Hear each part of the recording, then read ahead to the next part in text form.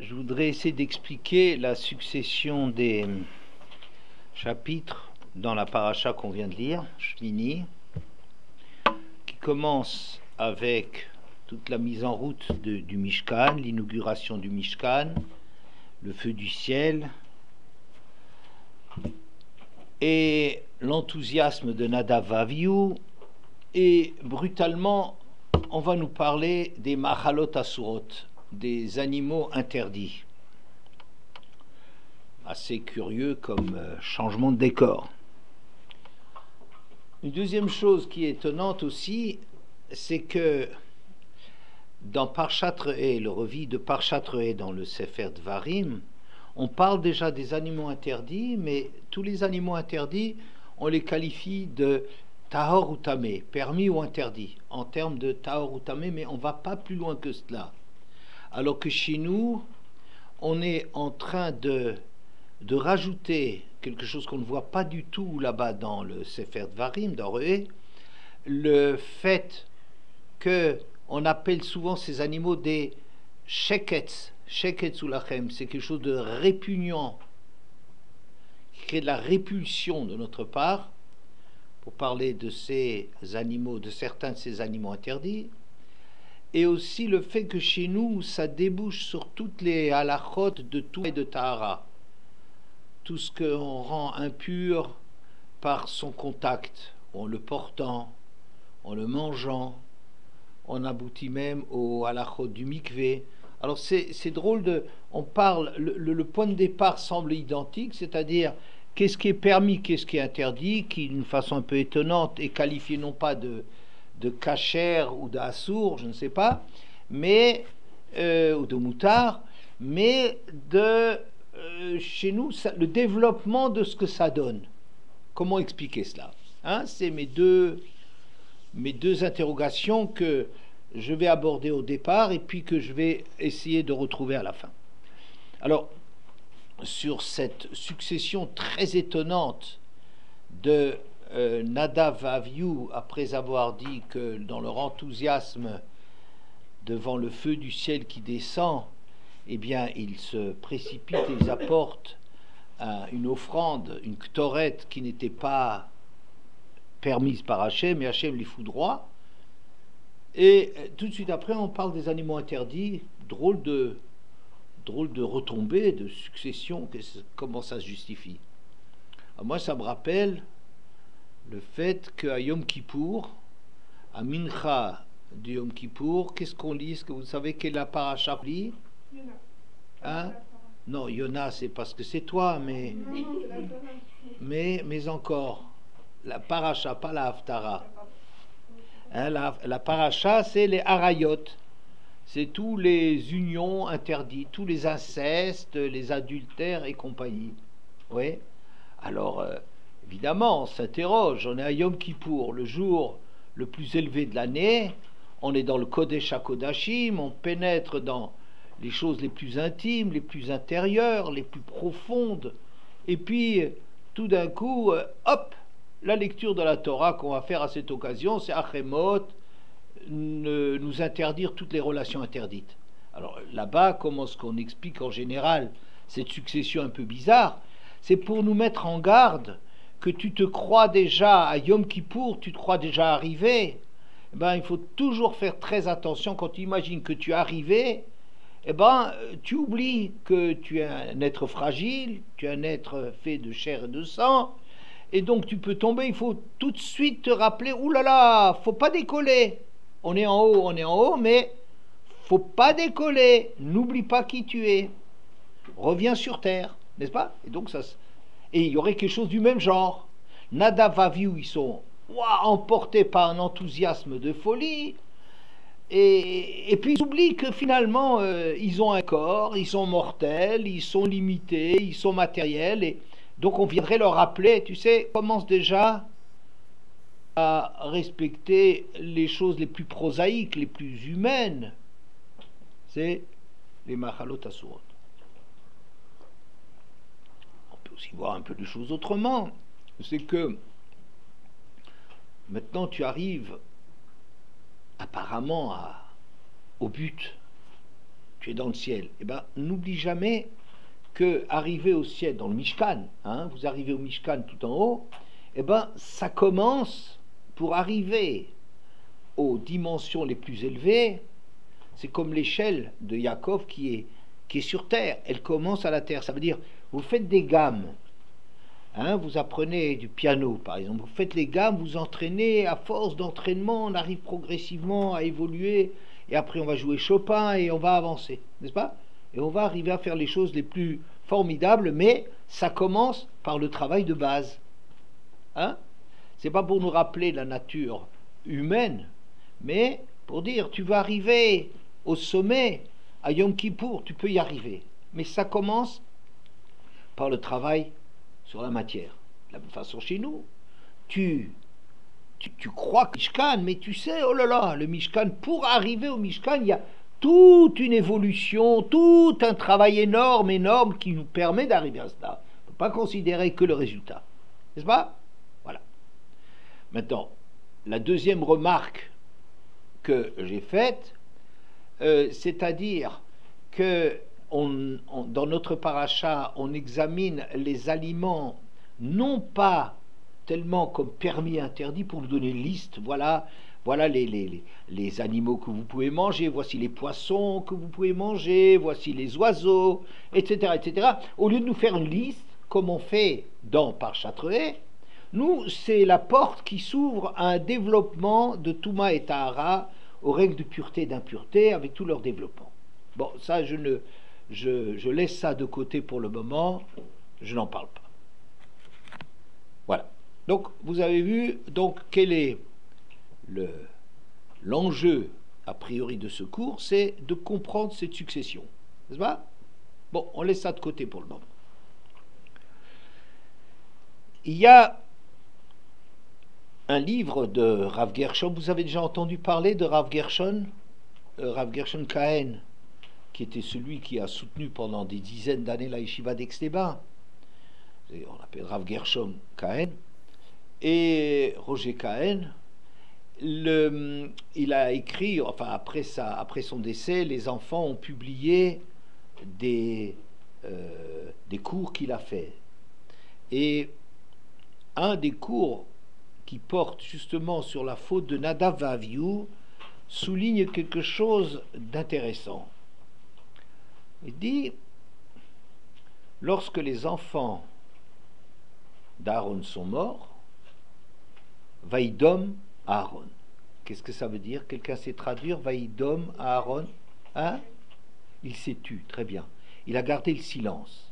Mérite extraordinaire d'avoir, dans une occasion où un père perd ses enfants, qu'il prend conscience que c'est pas le moment maintenant de les pleurer. Il y a quelque chose d'extraordinaire qui se joue.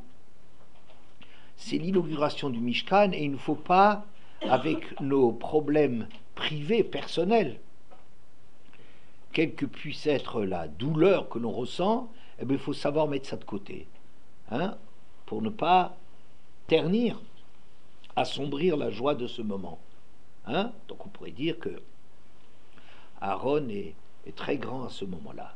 Mais il y a un midrash que rapporte le Imre Cohen, la parole du Cohen, c'est le titre du livre avec les pensées de Rav Kahen, Roger Kahen, Gershon, que en vérité, si on le félicite d'avoir gardé le silence, c'est qu'en vérité, il avait des choses à dire.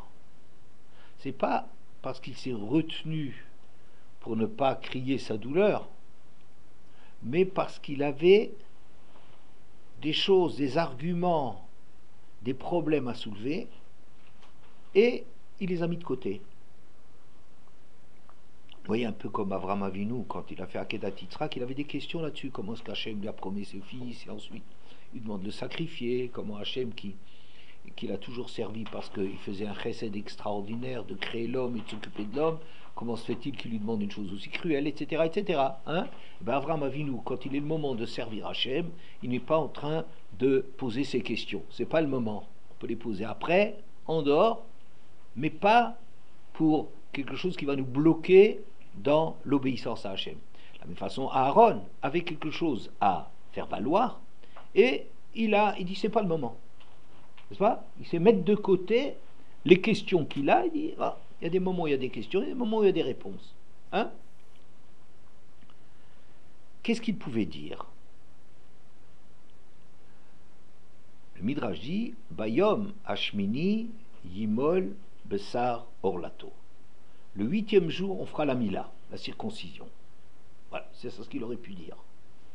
Un peu difficile, hein? Il avait quelque chose à dire à propos de la mort de ses enfants.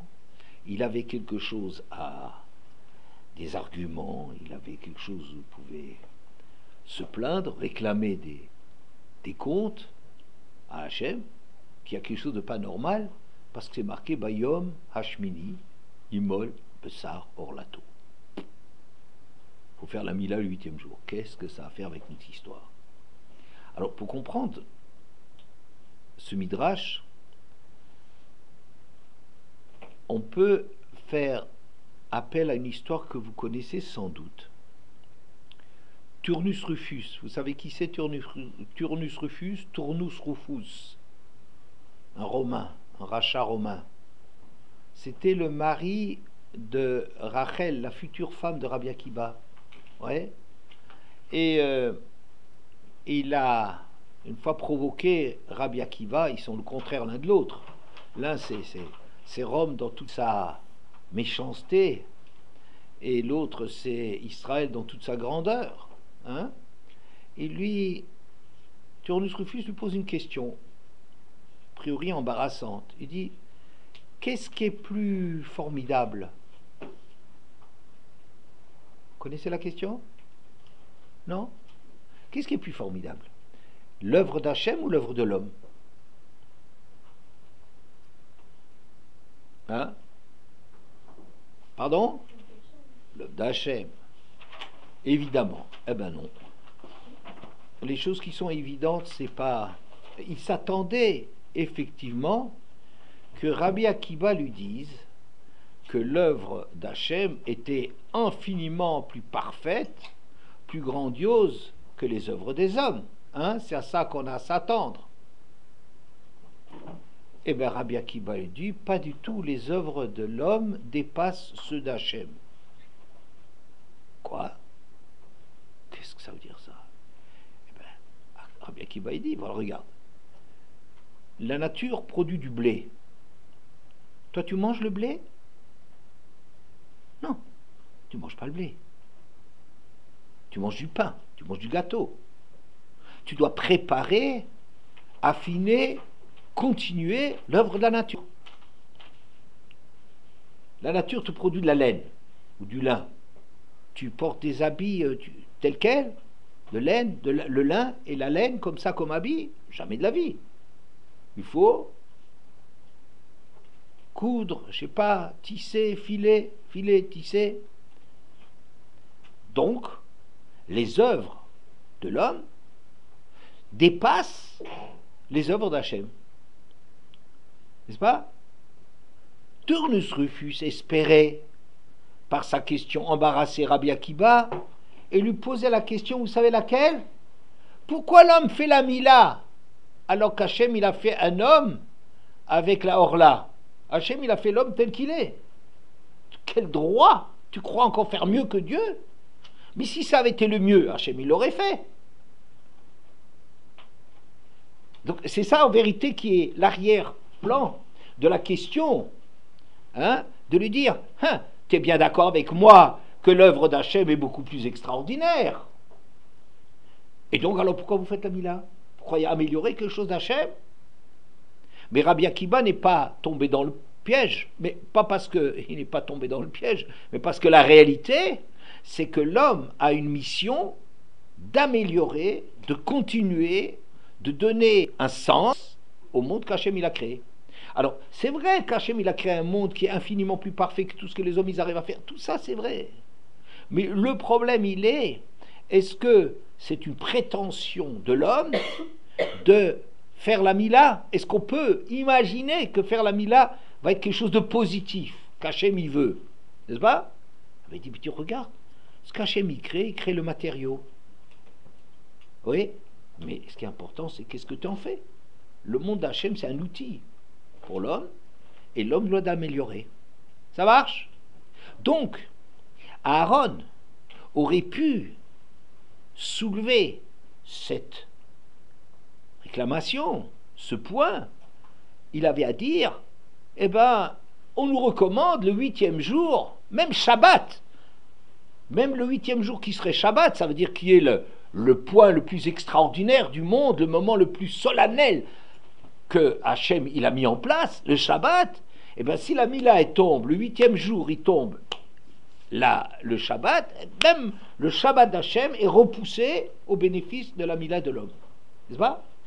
Donc ça veut dire que l'homme a commission, que bien que le monde a créé un monde, qu'Hachem a créé un monde extraordinaire, eh ben, la mission de l'homme, c'est de dépasser, d'en faire quelque chose.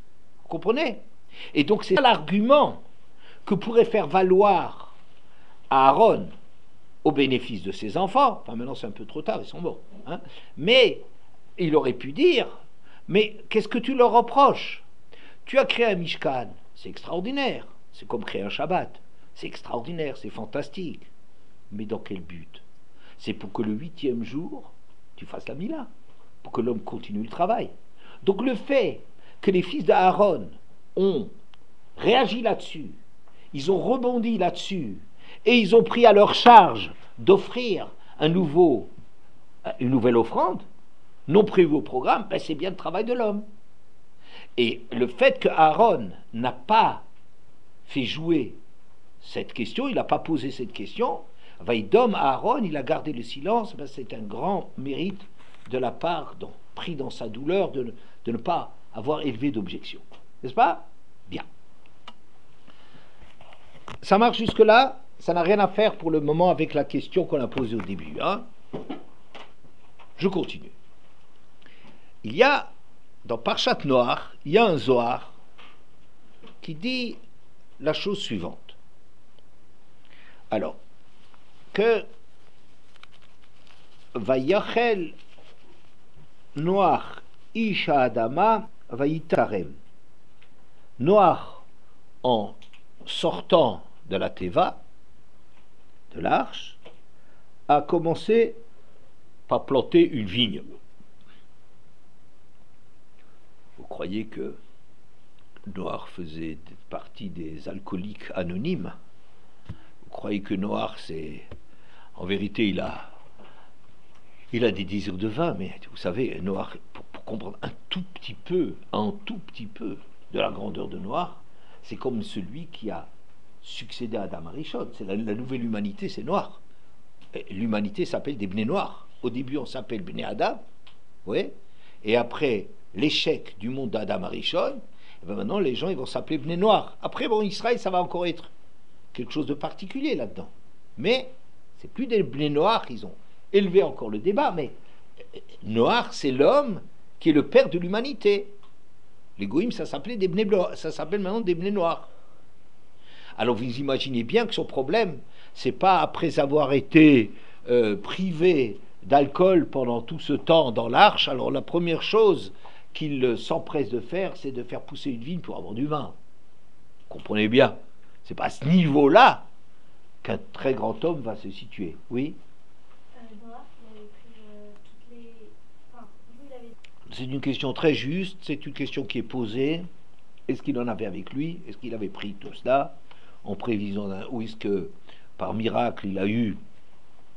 Les miracles dans sont choses assez courantes pour arriver, tu sais, tout ce déluge, c'est une histoire tellement extraordinaire qu'il y a plein de choses qui sont formidables là-dedans, mais je ne vais pas rentrer là-dedans. Hein, mais c'est une bonne question. Alors, donc, qu'est-ce qu'il voulait Noach avec cette histoire de la vigne? Alors le Zohar, il dit...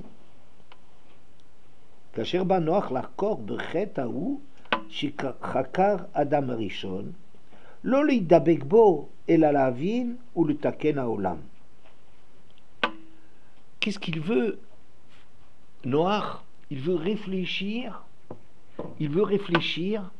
à cette faute d'Adam Arishon. Adam Arishon avait commis une erreur quand il a mangé le fruit. Mais vous savez que ce fruit, il avait plusieurs aspects, ce fruit interdit. Hein? Est-ce que c'est une pomme? Je ne crois pas que ça va être une pomme. Et ça sera un étrog, c'est beaucoup plus intéressant. Mais qu'est-ce que c'est comme fruit? Est-ce que c'est du blé? Est-ce que c'est de la vigne? Du vin? Est-ce que c'est, troisième, la figue? Très bien. Bon, mais certainement, on est en train de représenter des sens dans la faute d'Adam Arishon dans différentes directions. Hein? On n'est pas en train de demander est-ce que il faut plus manger de figues parce que Adam Arishon aurait mangé la figue. Il n'y a pas de chose de ce genre-là, n'est-ce pas? Mais voilà. Et le problème de Noach, quand il a planté la vigne, c'est qu'il voulait repenser le problème du Chet Adam Arishon qui se serait laissé séduire par le vin. Et c'est ça ce que Noach veut refaire comme réflexion, non pas pour refaire la même faute, sûrement pas, mais pour essayer de mettre des barrières, de comprendre, d'aller plus loin pour arriver à se protéger contre cette faute. Quelle faute ça peut être le vin? Peut-être c'est cette espèce de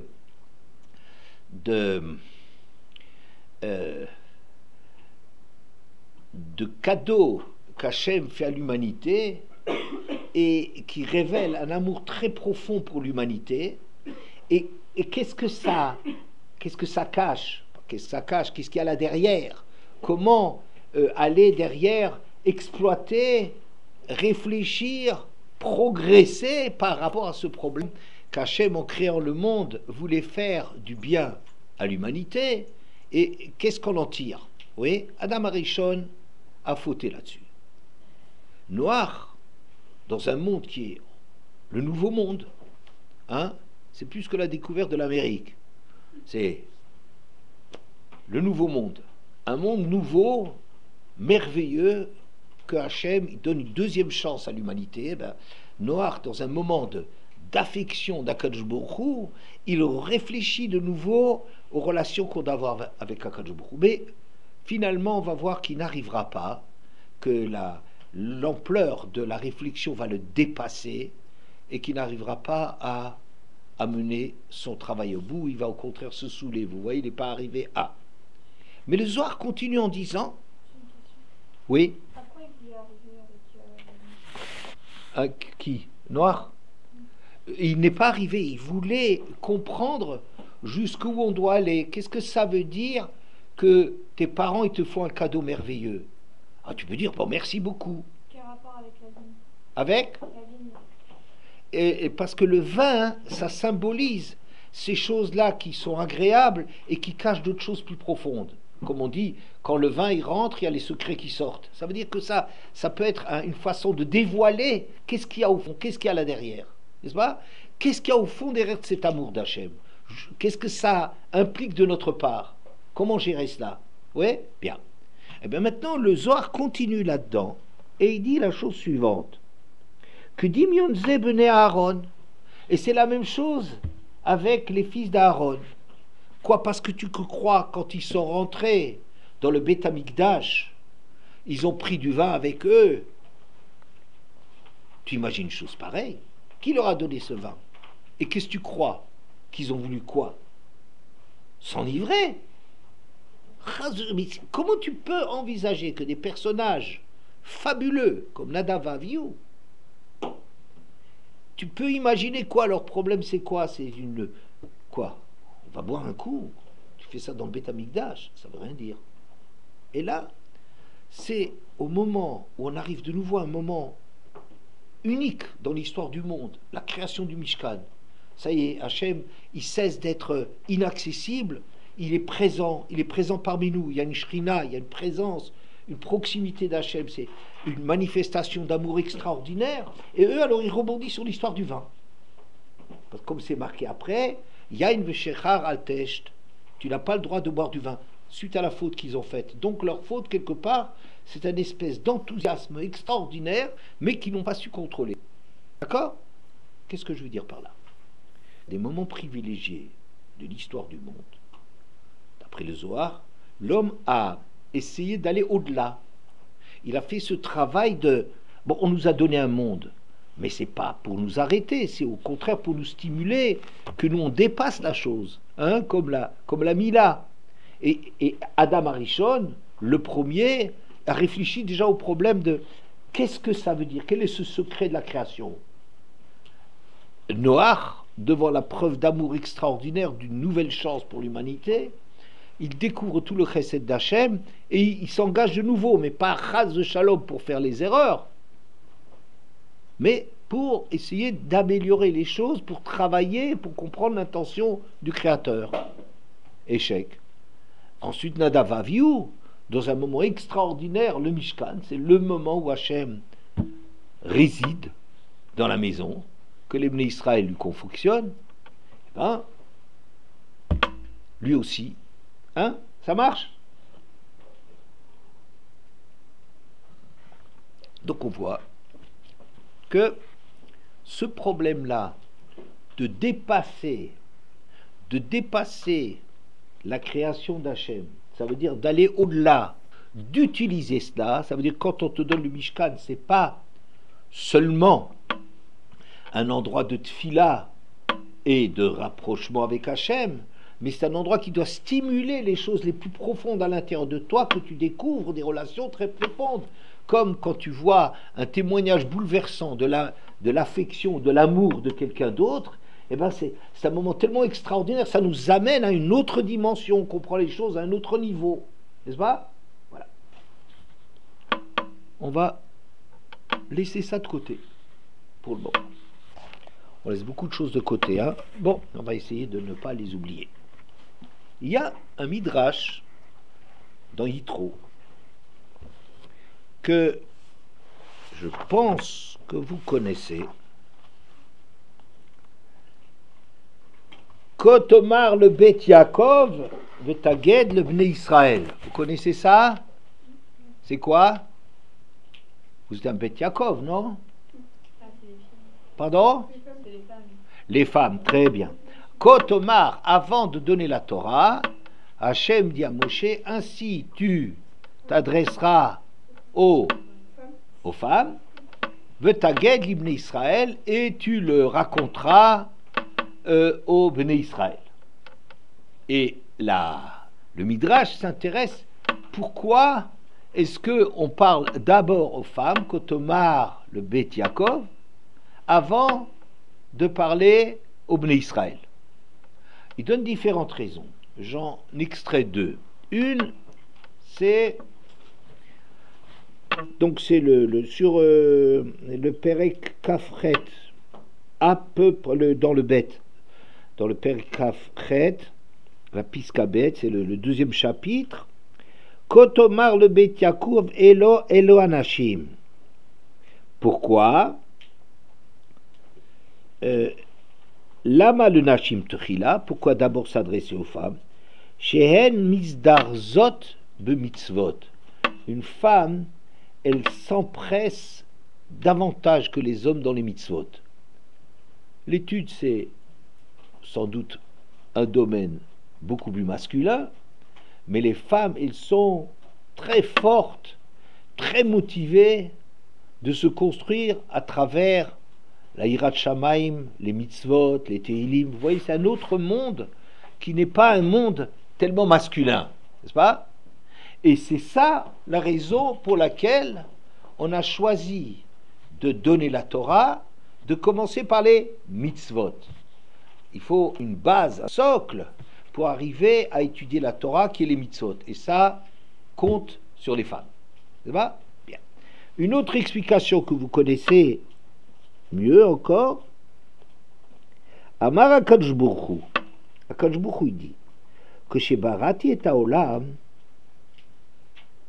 lo tziviti ela l'Adam Arishon, ve'achar kach nitztavit Chava.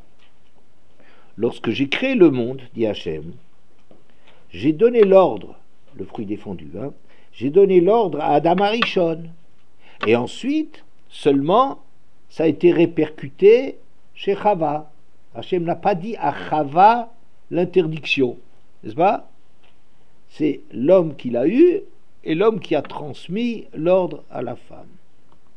Ve'avra ve'kilkela et haolam. Et alors, ça a très très mal tourné cette histoire-là. La femme a désobéi et a détruit le monde.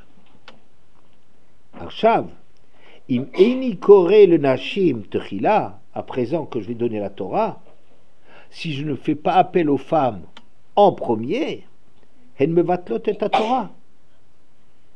Le kach neemar kotomar le Bet Yaakov. Si maintenant je ne vais pas parler d'abord aux femmes, on risque de la même histoire que les femmes, elles vont détruire la Torah. Après avoir détruit le monde, elles vont détruire la Torah. N'est-ce pas? Bon. Moi, j'ai un problème là-dessus. On a l'impression qu'Hachem, il apprend de ses erreurs. Hein, ça donne l'impression. Hein. J'ai fait une première gaffe. Ah, zut. C'est pas comme ça qu'il fallait faire. Ah là là, si j'avais été un peu plus malin, ben j'aurais d'abord donné l'ordre pour le fruit défendu aux femmes, et ça aurait été très bien. Ah, mince alors. Et ça a donné des conséquences fâcheuses pour toute la suite de l'histoire. Ben maintenant, je vais me rattraper, je vais faire les choses, en apprendre l'expérience, mais évidemment, ça, c'est quelque chose qu'on ne peut pas du tout envisager pour Akadosh Baruch Hu. Ça veut dire, Akadosh Baruch Hu, il ne commence pas à faire une chose et ensuite il commence à réfléchir. Ou il ne sait pas depuis le départ ce qu'il faut faire. Donc s'il l'a fait comme ça, c'est qu'il fallait que ça soit comme ça. Oui, mais si cette chose-là qu'il voulait faire, elle a mal tourné, et qu'après il dit, bah oui, alors maintenant on va faire avec les femmes d'abord, et alors je ne comprends pas. Alors ne regrette pas, ou je ne sais pas, de dire, ah mince, ça aurait été mieux de faire appel aux femmes dès le départ. N'est-ce pas? Je ne comprends pas, c'est très difficile. N'est-ce pas? Alors, je vais vous dire ce que j'en pense.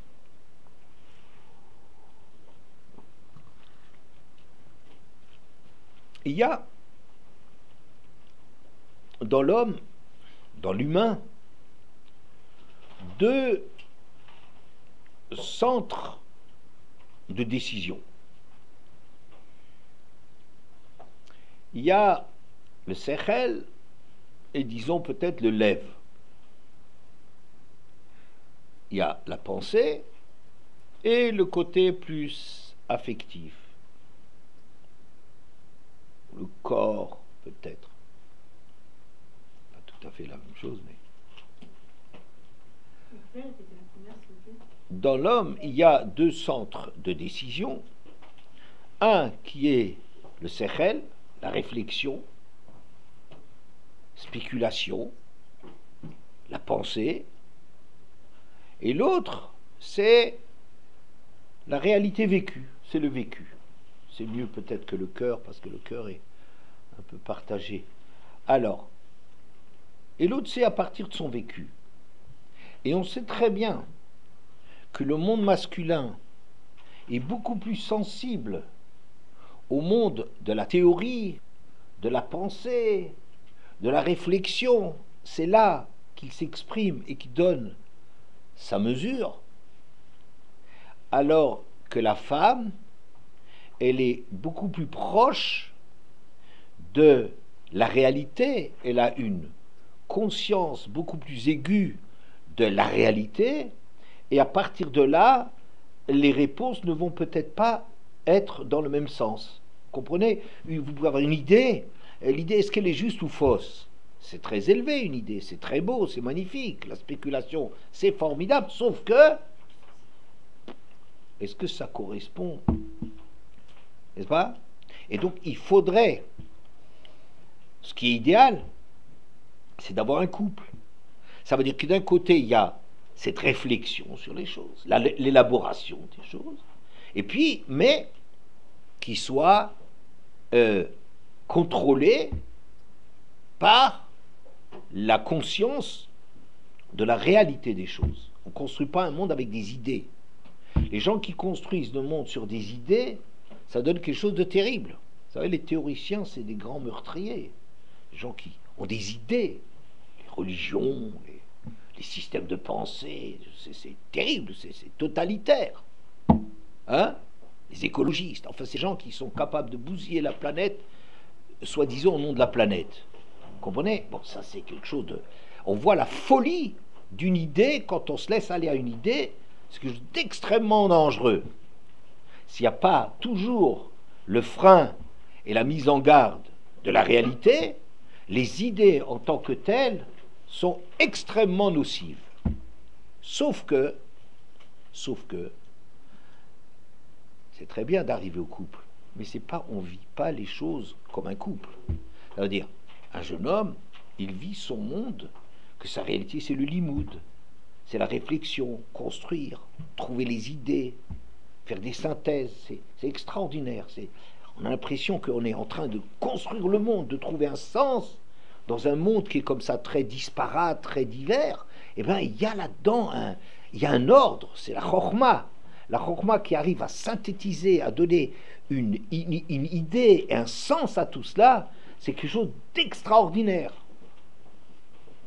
Sauf que l'idée s'imagine, le monde de la pensée s'imagine que devant la perfection, l'absolu de l'idée, elle croit que c'est ça, elle croit qu'elle est arrivée. Vous comprenez? On imagine que c'est ça l'essentiel. Pourquoi? Parce que c'est tellement merveilleux, tellement parfait, les idées c'est tellement formidable, qu'on n'a pas du tout conscience qu'en vérité, une idée qui ne se rapporte pas à une réalité, c'est une idée qui est fausse ou dangereuse, et relative, approximative, n'est-ce pas? Mais le fonctionnement de la réflexion, c'est que devant quelque chose d'extraordinaire, on est perdu par plein de gens comme ça, ils ont des systèmes, des visions, mais tellement extraordinaires. Le seul problème, c'est que ça marche pas. Oui, le seul problème, c'est que ça marche pas. Et on a des systèmes qui sont soi-disant pour apporter le bonheur à l'humanité. Tous les systèmes qui veulent apporter le bonheur à l'humanité, ça devient des systèmes totalitaires, fascistes, meurtriers. Pourquoi? Parce que les idées sont très belles, les idées sont très généreuses, mais on vit une idée comme quelque chose de parfait et on est fasciné, on est admiratif de cela, et alors on croit que c'est ça, on croit qu'on tient le bon bout. Et ce n'est que l'erreur qui sera commise, qui va découler, qui peut nous ouvrir les yeux sur la nécessité de... Vous voyez? C'est-à-dire, je suis en train d'expliquer le Midrash.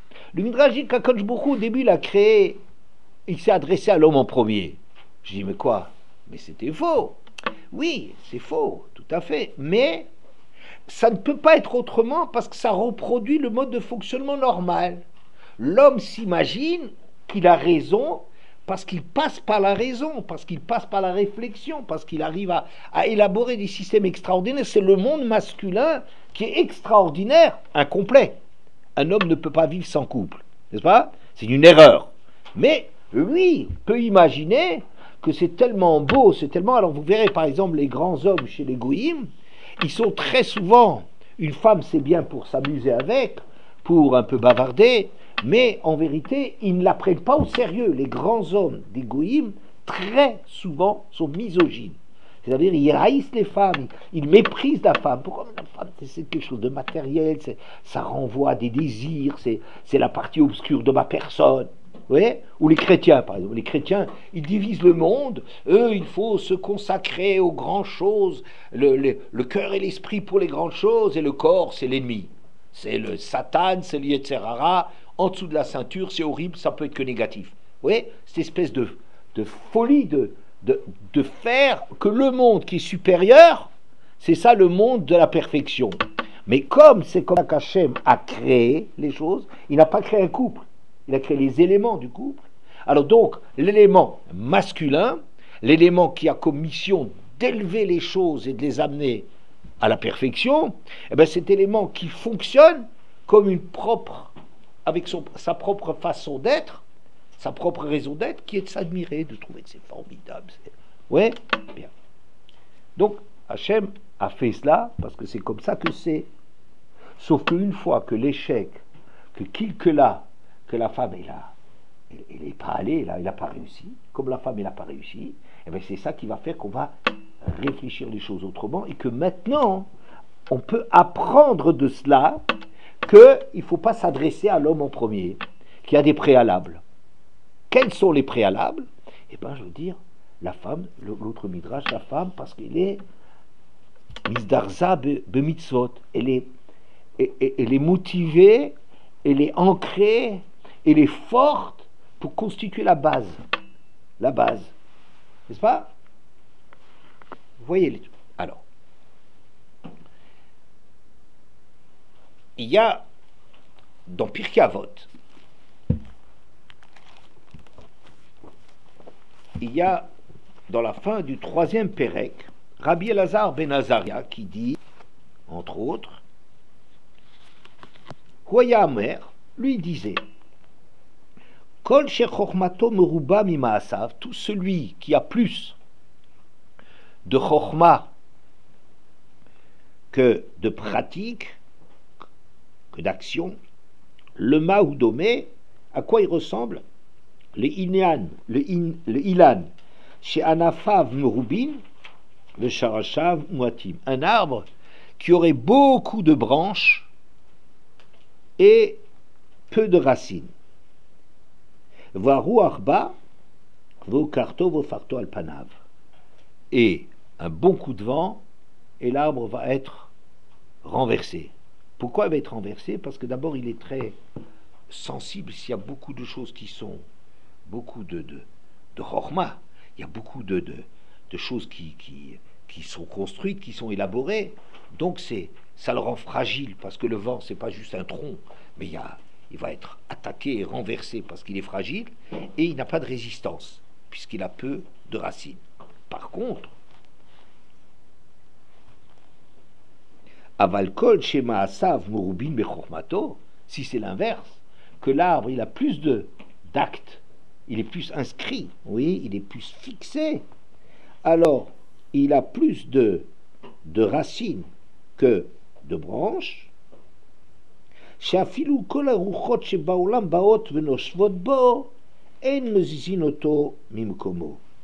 Que quand bien même tous les vents du monde ils vont venir et s'attaquer à cet arbre, eh ben, ils n'arriveront rien à faire, ils ne peuvent pas le bouger. Je trouve que c'est un texte extraordinaire. On est en train de nous dire quoi? On veut dire que le monde de la réflexion, c'est un monde qui produit des choses, de la Torah, des mitzvot, des réflexions extraordinaires. Mais il y a une grande fragilité. Si ça s'est pas inscrit dans le sol, c'est pas fixé solidement, et bien justement on est fragile. Vous savez, un système, oh, on croit, et puis maintenant il y a des vents. Les vents, vous savez ce que c'est pas seulement le vent qui souffle sur le chêne et qui va le faire tomber. Ouais, c'est pas seulement ça. C'est des grandes idées. On va lui donner une autre idée. La mode est de penser autrement. Les médias nous présentent d'autres choses. Ouais, toutes choses tu as réfléchi, tu as compris quelque chose, et quand tu vas être confronté au monde, tu vois, il y a des vents qui viennent, il y a des idées nouvelles, d'autres choses qui vont te faire complètement retourner. Pourquoi? Parce que la pensée, c'est quelque chose un peu... Je peux dire une chose et je peux dire le contraire. Je peux dire que Dieu existe et je trouve des preuves. Je peux dire que Dieu n'existe pas et j'ai des preuves aussi. Vous comprenez? Dire la pensée, elle est indifférenciée, ça veut dire c'est des catégories, c'est formidable, mais en tant que tel, si c'est pas ancré dans le sol, et ben cette chose-là, ben c'est très fragile. Les plus grands penseurs, ils peuvent penser à gauche et ensuite ils vont penser à droite ou l'inverse ou ailleurs, n'est-ce pas? Parce que la pensée, c'est quelque chose qui est fragile. Mais si il y a un désir d'application, on est inscrit. Les Nashim Zrizot, Mezarzot, Bemitzot, les femmes, le côté féminin le côté féminin fait quoi? Il nous inscrit dans une réalité. On trouve un lieu. Ça veut dire le monde de l'action, c'est un monde qui nous inscrit. C'est pas indifférent. Si j'ai vécu quelque chose, eh ben, c'est plus seulement des idées. Je ne suis pas tributaire et quelqu'un il va me dire tes parents ils sont pas gentils pour toi. Imbécile, j'ai un vécu là derrière, allez, dégage. Ah, mais arrête, fatigue. Oui, pourquoi? J'ai des racines. J'étais un enfant désiré, j'étais un enfant aimé, j'ai été choyé, et tout ça, et tu vas pas me renverser une chose pareille. Et si on était avec Akadosh Baruch Hu, on vit ça comme ça, on a les massim, on est inscrit, ça crée un lieu. Ça crée un lieu, c'est-à-dire que je suis quelque part. Mais va raconter tes histoires, tes théories nouvelles, eh ben, va les donner à la radio, à la télé. C'est bon pour les gens qui sont nulle part. Ceux-là, on les renverse avec, on souffle dessus et ça tombe. Mais moi, si je suis inscrit dans un vécu, dans des massim, alors là-dessus, je suis quelque part. L'action nous inscrit dans un lieu, alors que la pensée, c'est riche. C'est vraiment, c'est tellement une telle ouverture, une telle richesse de pensée, une telle variété, c'est extraordinaire, mais on s'imagine avec ça qu'on est arrivé. Mais c'est pas vrai, parce que tu as une autre idée, ou tu as d'autres intérêts, on te paye pour ça, ou je ne sais pas trop quoi, ou tu n'aimes pas trop les résultats auxquels tu aboutis, parce que ça demande des efforts d'ailleurs, ou j'en sais rien, et ben vous savez, tout ça, ce truc-là, ça se renverse comme avec pas grand-chose. N'est-ce pas? Voilà. Il y a, oui. Quel intérêt elle a une femme de se marier alors? Quel intérêt? C'est que elle est inscrite dans les actes, elle fixe les choses, elle crée la maison, elle crée le foyer, et le mari va lui donner ce que le mari va faire en ayant tiré de sa femme ça, et ben il l'introduit à un monde où les choses prennent du sens. Parce que c'est pas que le massé, c'est pas encore la finalité des choses, c'est l'inscription dans le lieu. Ça veut dire on est quelque part, c'est bien. Mais la femme, tu vois bien que le mérite de la femme, c'est d'arriver à se dépasser, à envoyer les enfants à l'école, à l'être détachée d'elle, à attendre son mari. Ça veut dire qu'elle se rend compte qu'en vérité, elle est la base nécessaire, mais qui permet à ce qu'il y a quelque chose d'autre qui a du sens qui vient derrière. Tu comprends? La femme aussi n'est pas un couple à elle tout seul. Ça n'existe pas. Hein? Sinon, c'est du surplace. Mais ça, c'est encore une autre. C'est d'autres, il y a beaucoup de choses à dire là-dessus. Je ne vais pas rentrer plus, mais je te dis simplement très schématiquement. Alors, il y a une Gemara très intéressante dans Baba Metzia 61b. Il dit que normalement, quand on parle de la sortie d'Égypte, on dit à je t'ai fait sortir du pays d'Égypte. Et en général, il y a 3 reprises quand on nous interdit le prêt-intérêt, il dit je t'ai fait sortir d'Égypte. Quand on nous interdit les mishkalotes, les poids et mesures, les gens qui falsifient les poids et mesures, on dit je t'ai fait sortir d'Égypte. Quand on parle des tzitziot dans lesquels il faut mettre un fil de trélette, aussi on te dit je t'ai fait sortir d'Égypte pour nous dire, tu sais, joue pas trop le malin avec des choses que tu crois que personne ne sait. Hein? Tu demandes des prêts à intérêt, c'est-à-dire tu prêtes à un goy à intérêt, à un juif à intérêt, en lui disant oui c'est l'argent du goy, c'est permis. Ouais. Ou bien je vais colorer, j'ai des colorants pour arriver à atteindre mes tzitzit, avoir un fil qui ressemble à du trélette. Ou bien dans les poids et mesures, personne ne voit que j'ai un mètre qui fait 1 mètre 1, et quand pour acheter, quand j'achète un mètre, en vérité j'en achète 1 mètre 1, et quand je vends, j'ai un mètre qui fait 99 cm. Ouais, des choses de genre là. Ne crois pas que personne n'a vu, parce que moi, dit Hachem, quand j'étais en Égypte, j'ai parfaitement su qui est-ce qui était un premier-né et qui n'était pas un premier-né. Dans une chose beaucoup plus difficile que ça, je sais parfaitement distinguer. Mais il y a une exception. On ne dit pas que c'est moi l'Éternel qui t'ai fait sortir d'Égypte, mais qui t'ai fait monter d'Égypte. Qui t'ai fait monter d'Égypte. Et où c'est? Dans la paracha de Shmini. C'est moi, Hachem, qui t'ai fait monter d'Égypte. Pourquoi on parle de monter d'Égypte et pas sortir d'Égypte? Parce que, dit Rabbi Ishmael, il m'allait l'eau et l'étiotam me'eretz Mitzraim et là que des shelo itamu beshratzim dai. Si je ne les avais pas fait monter d'Égypte rien que pour qu'ils ne se salissent pas, qu'ils ne se rendent pas impurs avec les bestioles, ça aurait déjà été suffisant. Qu'est-ce que ça veut dire? Alors pour ma part, j'explique ça comme ça. Que on aurait dû dire n'importe quelle mitzvah. Si les mitzvot sont importantes, on dit si je ne les avais pas fait monter d'Égypte, c'est une alia, c'est un progrès, etc. Hein? On pourrait le dire sur n'importe quelle mitzvah. Pourquoi on dit là-dessus? Parce que on a une répulsion, Hachem a créé une répulsion par rapport à ces shkatsim, par rapport à ces bestioles. Ça veut dire, la sortie d'Égypte, le passage par l'Égypte, nous a donné du goût à des choses. Il nous a rendus écœurés par des choses. Vous voyez, il y a des gens qui regardent le manger seulement. Je peux prendre maintenant, il y a des projets nouveaux. On prend des fourmis, on les fait griller avec un peu de sel, c'est très bon. Et c'est très bien le besoin en viande. Et c'est très bien, on va. Mon corps, il réagit comme ça. Non, je ne peux pas supporter. Vous voyez, la répulsion qui se crée chez nous, c'est quelque chose qu'on a acquis par le fait d'être sorti d'Égypte. On est sorti de ce monde. Et on ne regarde pas simplement est-ce que combien d'aliments, combien de glucides, de protéines, de lipides, je ne sais, qu'on a dans un aliment, et de regarder les choses comme ça, il faut avoir un équilibre alimentaire, on ne sait. Oui, non, il y a des choses qui nous écœurent. Ça veut dire quoi? Que le corps, il fait ses choix. C'est une alia, on est devenu des nobles, parce qu'on ne mange plus n'importe comment, et on ne mange plus n'importe quoi. Et ça, c'est une alia. Ça, c'est vrai qu'on a progressé, que notre corps a changé, que même notre corps, il est capable de décision. Je reviens pour notre paracha. Maintenant, je reviens au début. Au début, on avait dit, c'est étonnant, on a parlé comme ça du Mishkan, la faute de Nadav et Avihu et les aliments. Pourquoi est-ce qu'on parle des aliments? Qu'est-ce qu'ils ont à faire ici? J'ai dit que de la faute de Nadav et Avihu, qui, en vérité, ils ont été très grands, ils ont voulu utiliser le Mishkan pour aller encore plus loin, pour donner de la place à l'homme, ce que la Torah veut. Mais ils l'ont fait à partir de considérations spéculatives, des réflexions. Vous voyez bien, par exemple, Nadav et Avihu, il n'y a que leur neshama qui a été brûlé, mais pas leur corps. Ça veut dire qu'ils n'ont pas modifié ce qu'ils sont. Ils n'ont pas traduit les idées dans le fait de se changer. C'est des idées merveilleuses, c'est très intelligent, c'est généreux, c'est tout ce qu'on veut. Sauf que le corps, il est resté en dehors de l'affaire. Il n'y a pas d'aliyah du corps, de progrès du corps.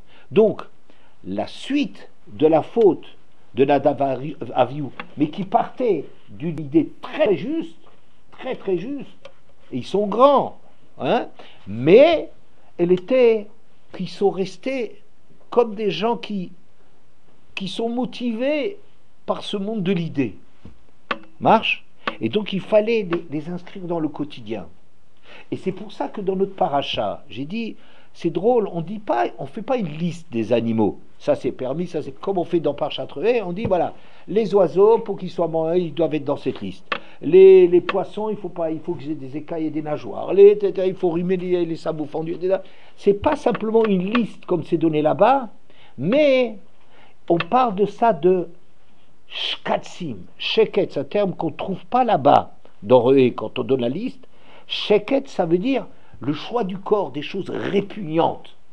On doit prendre une éducation que ces choses-là que je t'interdis, il y a des choses répugnantes là-dedans. C'est ça, ça veut dire que toi-même, tu as des préférences, il y a des choses que tu rejettes. Alors que l'idée pourrait te dire, oui, on peut dire comme ça, on peut dire comme ça. Et effectivement, on va cuire des bestioles et des fourmis, on se débarrasse des fourmis, on va les griller, ça va être très bien. Et les besoins alimentaires, c'est pas, ah oui, c'est moins simple. Bon, les besoins alimentaires, on va les compenser. Non, c'est pas comme ça. C'est pas comme ça que les besoins alimentaires, on les compense. Oui, en faisant n'importe quoi, le corps a son mot à dire. Et c'est ça ce qu'on veut nous dire dans notre paracha. Dans notre paracha, contre le monde des idées qui nous a entraînés à la force de Nadav et Avihu, contre ce monde des idées, qu'est-ce qu'on dit? On dit, il y a des choses qui créent la répulsion. Prends parti, tu es quelque part, tu as des racines, tu es enraciné dans des réalités. Et ensuite, ça va aboutir à t'ouvrir à tout le monde de Touma et Tahara. Vous savez, c'est Touma et Tahara. C'est pas que de la pensée, c'est de la sensibilité, de la perception. Et c'est ça ce qu'on veut dans ces aliments, développer tout ce côté du ressenti, du vécu, de la finesse de perception. Et c'est pour cela, c'est sous cet angle-là essentiellement qu'on est que la paracha elle parle. Elle parle pas simplement de dire ne mange pas parce que c'est interdit ou mange-le parce que tu peux le manger parce que c'est permis. C'est pas ça qui l'intéresse tellement, c'est les transformer après l'erreur de Nadav Avihu, de la théorie généreuse, formidable, mais transforme-toi pour avoir des options que tu es quelque part, tu es inscrit. C'est ça, ça veut dire reconstituer le couple, si vous voulez. Bon.